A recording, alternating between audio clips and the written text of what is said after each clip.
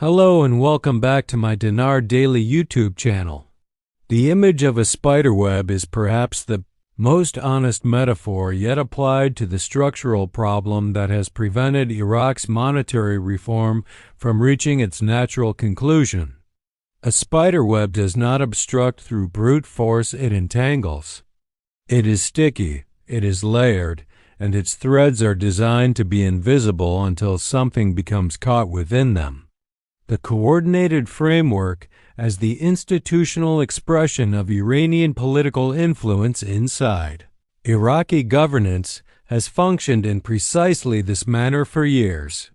It did not prevent monetary reform through a single decisive veto. It prevented it through 1,000 small entanglements. Political appointments that delayed central bank decisions, militia pressure that complicated foreign investment negotiations, parliamentary maneuvering that froze constitutional processes, and the constant background noise of Iranian interest calculation inserted into every major Iraqi policy decision. Result was not failure. Iraq's monetary reform architecture continued to develop beneath the surface, but constipation, a term that is crude but clinically accurate. The reform could not flow. The institutional plumbing was built, the water pressure was building, but the pipes remained blocked by a political obstruction that served Tehran's interests far more than Baghdad's. What makes the current moment genuinely different from previous inflection points in this long story is the simultaneous weakening of that obstruction from multiple directions at once.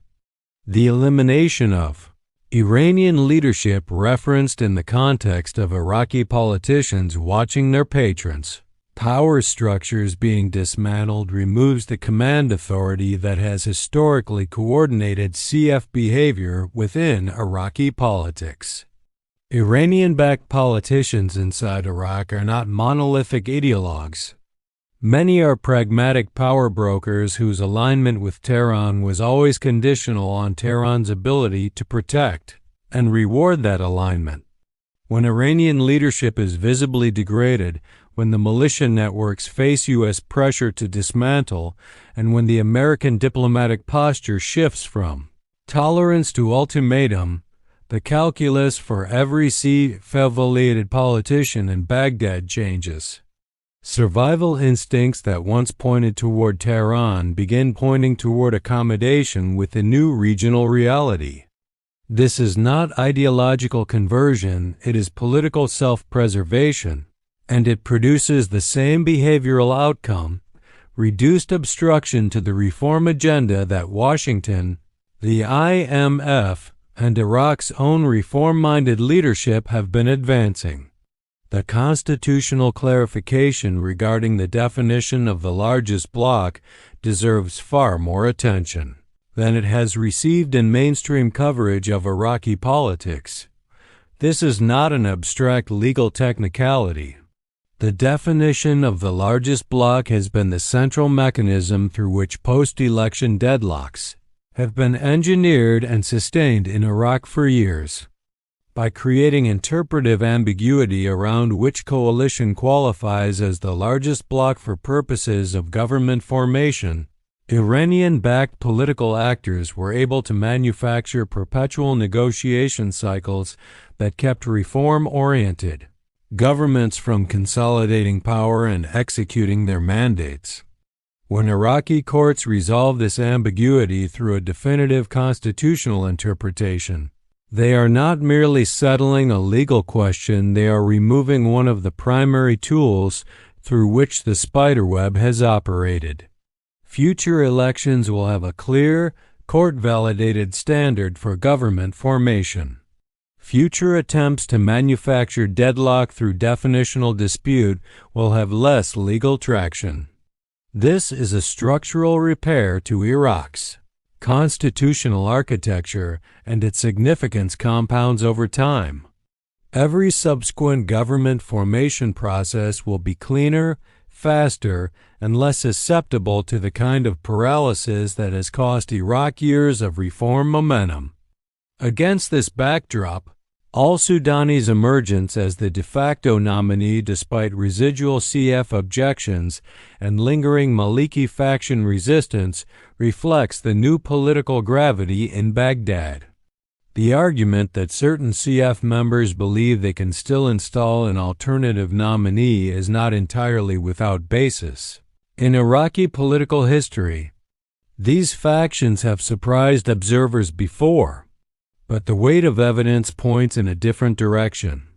The constitutional clarification, the U.S. pressure on militia dismantlement, the degradation of Iranian command authority, and the international institutional expectation that reform continuity leadership remains in place all converge on Sudani as the path of least resistance for every actor in the system who is prioritizing survival over ideological loyalty. Maliki's political brand, always controversial and now further complicated by his associations with the Iranian influence network under active pressure, is a liability in the current environment rather than an asset. The coordination framework members who believe they can impose an alternative to Sudani are, in the current analysis, misreading the room, both the domestic room and, more critically, the international one. The liquidity crisis unfolding in Iraqi banks is simultaneously a warning signal and a perverse argument for accelerating the very reform it threatens. When Iraqi citizens begin withdrawing cash from banks in large amounts and at high velocity, it reflects a fundamental breakdown of confidence, not just in specific institutions, but in the currency itself as a reliable store of value. This is rational behavior in an environment of geopolitical shock, oil port shutdowns, and tanker attacks. Citizens who have watched their purchasing power erode through years of exchange rate suppression and dollar auction distortions have limited institutional trust to draw upon when external shocks arrive. The bank-run dynamic, if allowed to accelerate, creates a self-fulfilling liquidity contraction that undermines the very reserve adequacy the central bank has been building. Frank's assessment that the solution to the liquidity crisis is to raise the value of the currency is not as simplistic as it sounds in isolation. A meaningful upward revaluation of the dinar would immediately reverse the incentive to convert to dollars or withdraw cash because dinar-denominated savings would be appreciating rather than depreciating in real terms. It would restore confidence in the banking system by demonstrating that holding dinars is not a losing proposition. The liquidity crisis, in this sense, is not an argument against revaluation. It is an argument for it, and it is making that argument in real time through the behavior of ordinary Iraqi citizens who understand their own financial interest with perfect clarity. The Iranian attack on 2 Iraqi oil tankers and the subsequent closure of Iraqi oil ports introduces the most serious near-term risk to the dinar revaluation thesis. This assessment must be made honestly, without the motivated reasoning that sometimes characterizes retail investor analysis of negative developments. Iraq's ability to back a revalued dinar with credible economic fundamentals is inseparable from its oil export capacity. A sustained disruption to that capacity does not merely reduce current revenues, it undermines the reserve accumulation story, weakens the rear management case, and gives international institutional partners legitimate reasons to delay endorsing a rate adjustment. 2 tankers and a temporary port closure, while serious, does not yet constitute an existential threat to the oil infrastructure thesis. The good news, such as it is, lies in the limited scope of the attack and the reported restoration of some port operations. But the directional threat is real if Iran escalates from targeted harassment to systematic infrastructure destruction. The timeline for dinar revaluation extends significantly because no responsible central bank adjusts its exchange rate upward while its primary reserve backing asset is under active attack. The international investors and institutional gatekeepers who are watching this story understand that perfectly, and their confidence in the investment thesis is conditioned on Iraq's ability to protect and restore its oil export capacity. What holds all of these threads together? The political breakthrough on government formation, the constitutional repair, the liquidity crisis demanding currency action, the tanker attacks threatening the oil backing story, and the U.S. pressure on militia dismantlement is the recognition that Iraq is in the middle of a compressed, high-stakes resolution process across multiple simultaneous dimensions.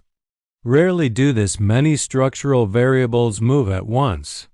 The spiderweb is being pulled apart from several directions simultaneously.